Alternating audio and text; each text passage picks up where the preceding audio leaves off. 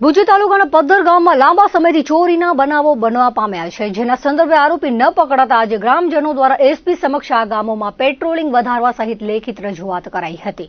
પદ્ધર ગ્રામ્ય વિસ્તારના લોકોએ પશ્ચિમ કચ્છ એસપીને આપેલ આવેદનપત્ર મુજબ તેમના ગામમાં થતી ચોરીઓ અને પોલીસમાં ફરિયાદ કરવા છતાં નક્કર પગલાં ન ભરાતા અને જે તે કર્મચારીઓ દ્વારા ઉડાવ જવાબ આપવામાં આવતા હોવાનું જણાવ્યું છે.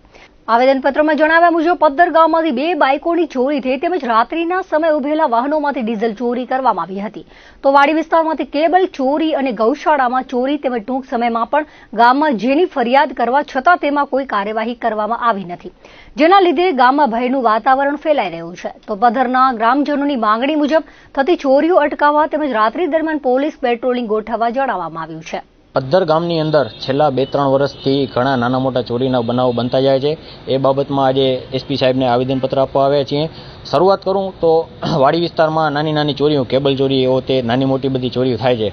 ત્યાંથી કોઈ એનો ઉકેલ આવેલ નથી આજ દિવસ સુધી. પોલીસમાં પદ્ધર પોલીસ સ્ટેશનમાં ફરિયાદો પણ કરેલી છે. એના પછી ગામમાં બસ સ્ટેન્ડની ઉપરથી બાઇક ચોરીના બનાવો પણ છેલ્લા 1.5-2 વર્ષની અંદર ઘણા બધા બનેલા છે. એનો પણ આજ દિવસ સુધી કોઈ ઉકેલ આવેલ નથી. ત્યાર પછી ગામમાં ઠાકર મંદિરની અંદર ચોરીના બનાવો બનેલા છે, એનો પણ કોઈ ઉકેલ આવેલ નથી. હમણાં છેલ્લે ત્યાં સુધી લેટગો કરતા છેલ્લે ગામમાં ઘર આંગણે આવી અને બાઇકો ઉપડી જાય છે, એને પણ આજે 20 દિવસ થયા, એનો પણ કોઈ ઉકેલ આવ્યો નથી. તેથી સમગ્ર ગ્રામજનો અમે એસપી સાહેબને આવેદનપત્ર આપવા માટે આવ્યા છીએ અને આશા રાખીએ છીએ કે આનો તાત્કાલિક ધોરણે ઉકેલ આવે અને ભવિષ્યની અંદર ચોરીના બનાવો રોકવામાં આવે અને ઓછા થાય, તેના માટે આજે આવેદનપત્ર આપવા માટે આવ્યા છીએ. હવે વાત કરું તો જો પદ્ધર ગામની અંદર પોલીસ સ્ટેશન હોવા છતાંય ગામમાં જો આટલા બધા ચોરીના બનાવો બનતા હોય તો સાહેબ પોલીસ સ્ટેશન, પદ્ધર પોલીસ સ્ટેશનના છેવાડાના ગામડાના માણસો પોલીસ સ્ટેશન ઉપર શું આશા રાખશે? પોલીસ દ્વારા રિસ્પોન્સ સારો જ મળે છે અને આપણે એમ પણ નથી કહેતા કે પોલીસ કામગીરી નથી કરતી.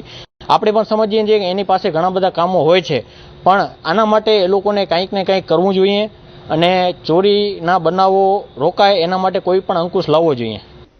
ભુજના વોર્ડ નંબર 1માં ગટરની સમસ્યા લોકો માટે પરેશાનીનું કારણ બની છે. છેલ્લા ઘણા દિવસોથી ગટર લાઇન ચોકઅપ થઈ ગઈ હોવાથી ઘરોમાંથી ગટરનું પાણી ચેમ્બરમાં જતું નથી. આ ઉપરાંત પાણીની લાઇનમાં પણ ગટરના પાણી મિશ્રિત થઈ જતા પાણીની લાઇનો અને ટાંકાઓ દૂષિત થઈ ગયા છે. આ વિસ્તારમાં ગટરની મોટાભાગની ચેમ્બરો ખુલ્લી હોવાથી સમસ્યા સર્જાઈ છે. આ વિસ્તારમાં રોગચાળો ફાટી નીકળવાની ભીતિ ઊભી થઈ છે. સ્થાનિક રહેવાસીઓએ નગરપાલિકા તંત્રને આવેદનપત્ર પાઠવી ગટરની સમસ્યાનો સત્વરે ઉકેલ લાવવા માંગ કરી હતી. આ ઉપરાંત આ વિસ્તારમાં નિયમિત સફાઈ સાથે દવાઓનો છંટકાવ કરવા પણ રજૂઆત કરી હતી. ખારી નદી રોડ, કજલી નગર, ત્યાં ગટરનો જ પ્રશ્ન છે. વારંવાર ઘરના આંગણામાં પાણી આવે છે અને ઢાંકણા તૂટેલા પડ્યા છે. કેટલો ટાઈમથી લગભગ 3 મહિના થયા એવી ને એવી હાલત છે. ગટર તો સાફ થતી જ નથી અને ઢાંકણા તૂટેલા પડ્યા, રોડ લાઈન નથી કોઈ ને બીમારીઓ થાય. ફરિયામાં કેટલાય બીમાર પડ્યા છે ને ચિકન ડેન્ગ્યુ છે, ચિકનગુનિયા જેવા તાવ વાયરસ ચાલે છે હમણાં.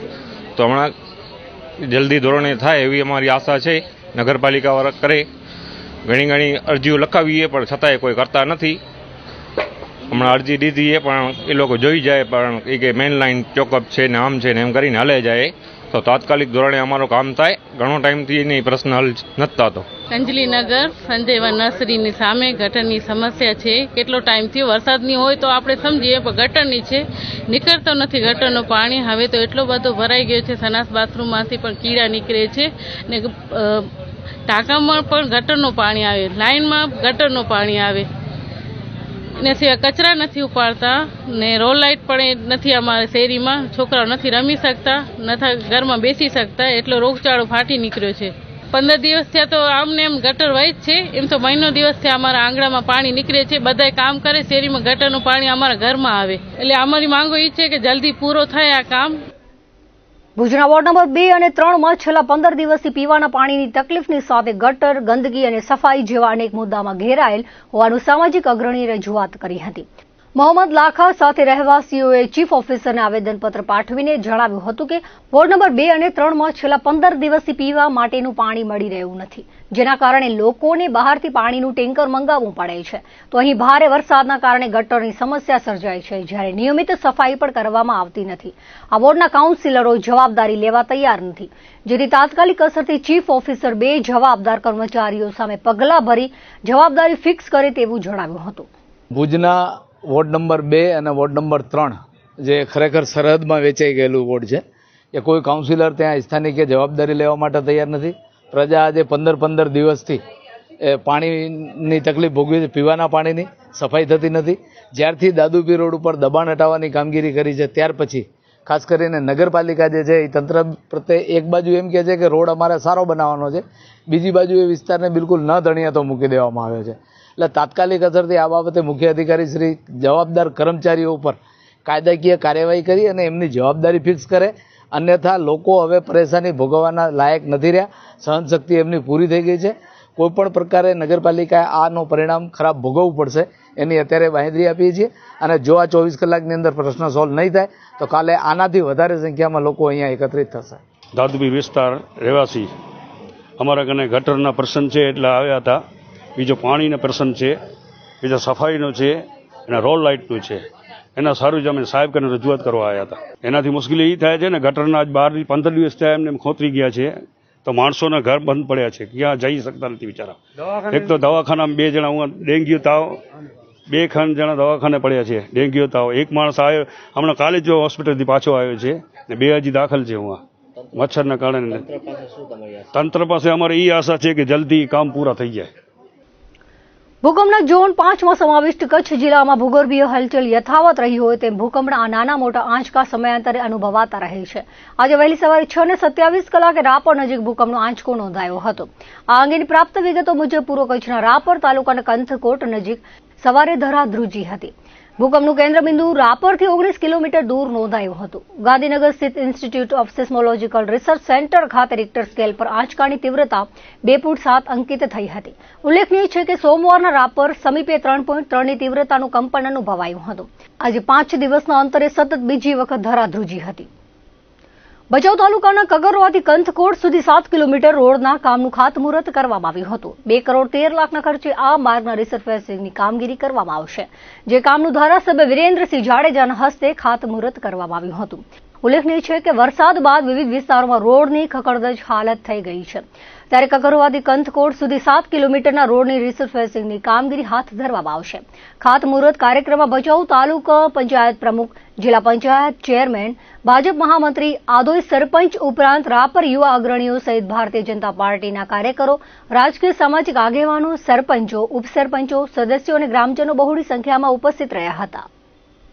નવરાત્રી ભારતનું એક મહત્વનું ધાર્મિક અને સાંસ્કૃતિક પર્વ છે, જે શક્તિના રૂપમાં માતાજીની આરાધનાને સમર્પિત છે. નવરાત્રીનો અર્થ નવરાત્રીનો ઉત્સવ છે, જે દેવી દુર્ગાના 9 રૂપોની પૂજા અને ઉપવાસના કારણે વિશ્વભરમાં જાણીતું છે. આ ઉત્સવને યાદગાર બનાવવા સાથે નવરાત્રીમાં માતાજીની આરાધના કરવા માટે તેમજ ખેલૈયાઓ જેની આતુરતાથી રાહ જોઈ રહ્યા છે, તેવા નવરાત્રી ઉત્સવમાં આ વખતે ભુજવાસીઓને કંઈક અલગ આપવાની નેમ સાથે 2 મોટી સંસ્થાઓ રોટરી વોલ સિટી અને ધ વિલા નવરાત્રીનું સાથે મળીને આયોજન કર્યું છે. આ આયોજન અંગેની વિગતો આપતા રોટરી વોલ સિટી નવરાત્રી ઉત્સવના પ્રોજેક્ટ ચેરમેન જયંત ઠક્કરે જણાવ્યું હતું કે 2 મોટી સંસ્થાઓ સાથે મળીને આયોજન કર્યું છે, ત્યારે કચ્છવાસીઓને કંઈક અલગ આપવામાં આવશે, જેમાં ઇન્ડિયન આઇડલના કલાકાર સાથે ગુજરાતી ફોક સિંગર હોવાથી ગુજરાતી હિન્દી ગીતોનો તડકો જાણીતા કચ્છના મ્યુઝિક ડાયરેક્ટરની સંગાથે આપવામાં આવશે અને સરકારની ગાઈડલાઈન મુજબ સમગ્ર ગ્રાઉન્ડમાં સીસીટીવી કેમેરા લગાવવામાં આવશે. ડોક્ટરોની ટીમ, એમ્બ્યુલન્સ હાજર રખાશે. હેવી સાઉન્ડમાં લોકોને કંઈ ન થાય તે માટે રિલે સિસ્ટમથી સાઉન્ડ રાખવામાં આવ્યું છે. મોટી એલઈડીથી પ્રેક્ષકો ખેલૈયાઓને આરામથી નિહાળી શકશે.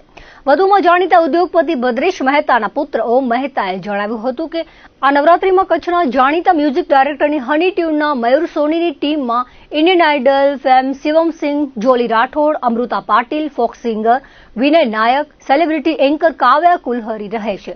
એક્સક્લુઝિવ સ્પોન્સરમાં બરસાના ઝીરો, કો સ્પોન્સરમાં ઉષા ગ્રુપ, એસોસિએટ સ્પોન્સરમાં રાજ ઇન્ટિરિયર, આયુષ હોસ્પિટલ, ઇન્ડિનિટી ceramic, Katira group, Wah Cha, Tata power છે. સૌથી મોટા ગ્રાઉન્ડમાં એનર્જી સાથે જશ્ન હશે.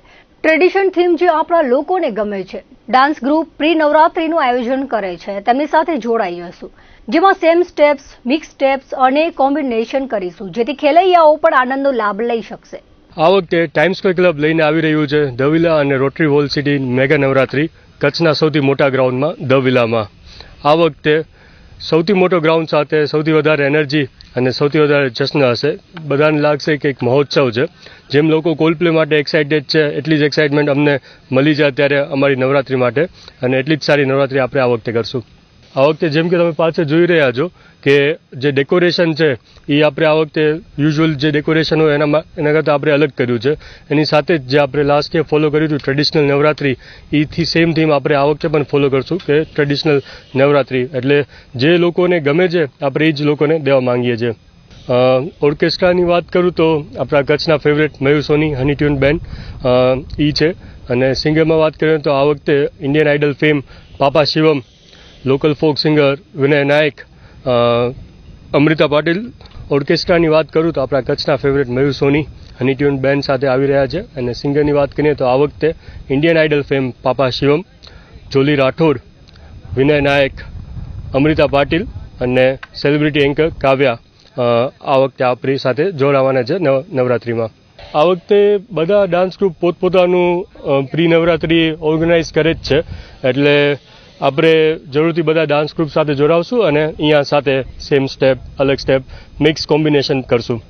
Rotary Club of Bhuj walled city અને ધ વિલા જે બંને નવરાત્રિઓ જે થતી અને એ અત્યારે ભેગી થઈને આયોજન કરવા જઈ રહી છે, તો તમે કલ્પના કરી શકો છો કે કેટલી એની ભવ્યતા હશે. બંને સારી નવરાત્રિ કરતા હતા અને એ સાથે રહીને હવે જે કરશે અને જે ગ્રાઉન્ડની અંદર જે વિશાળ ગ્રાઉન્ડની અંદર જે ભવ્યતા ની જે ફિલિંગ જે આપશે એવું ગ્રાઉન્ડ આપણે સજ્જ કરેલું છે. અને આયોજનની વાત કરીએ તો માતાઓ બહેનોની સંપૂર્ણ સુરક્ષા અને વ્યવસ્થા સાથેનું અને આયોજન જે ગોઠવ્યું છે એ જે છે આપણે કોઈ પણ મેડિકલ ફિલ્ડમાં પણ કોઈ પણ જાતની તકલીફ પડે તો એની પણ સાવચેતી રાખી અને એનું પણ એમ્બ્યુલન્સ સાથેનું ડૉક્ટરોની વ્યવસ્થા સાથેનું આયોજન અમે ગોઠવેલું છે કે જેથી ભુજની જનતાને કોઈ પણ જાતની મુશ્કેલી ન પડે અને એની સુરક્ષાને બધેની સગવડો સચવાય એવું આયોજન અમે કરવાની પૂરી કોશિશ કરી છે. અને ભુજની જનતાનો અમને એટલો પ્રતિસાદ સારો મળ્યો છે કે સ્પોન્સરશિપના કોઈ પણ સ્લોટ અત્યારે અમારી પાસે બાકી નથી. કોઈ પણ સ્પોન્સરશિપ લેવા માટેની અમારી પાસે અત્યારે જગ્યા નથી. એટલો સારો પ્રતિસાદ ભુજની જનતાનો અમને મળ્યો છે. અને જે આયોજન જે કરી રહી છે અમારી જે બે સંસ્થાઓ કે રોટરી હોલ સિટી અને ધ વિલા, એ આયોજન જે થઈ રહ્યું છે એનું જે રૂપ જે ઊભું થવાનું છે, મને લાગે છે કે ગુજરાતની જે ટોપ નવરાત્રિઓ થઈ રહી છે એમાંની 5 નવરાત્રિઓની માની એક નવરાત્રિ હોઈ શકે છે, મારી એવી કલ્પના છે. અને જે મેં કલ્પના કરી છે જે નવરાત્રિની, એ ભુજની જનતાને કહું છું કે આવી અને એ જે નિહાળો અને આયોજનનું લુપ્ત બદલ ઉઠાવે. દર્શક મિત્રો હતા ત્યાર સુધીના કચ્છ સુધા ટીવી ન્યૂઝ. ફરી મળીશું નવા સમાચારો સાથે, નવી અપડેટ સાથે. ત્યાં સુધી મને રજા આપશો. નમસ્કાર.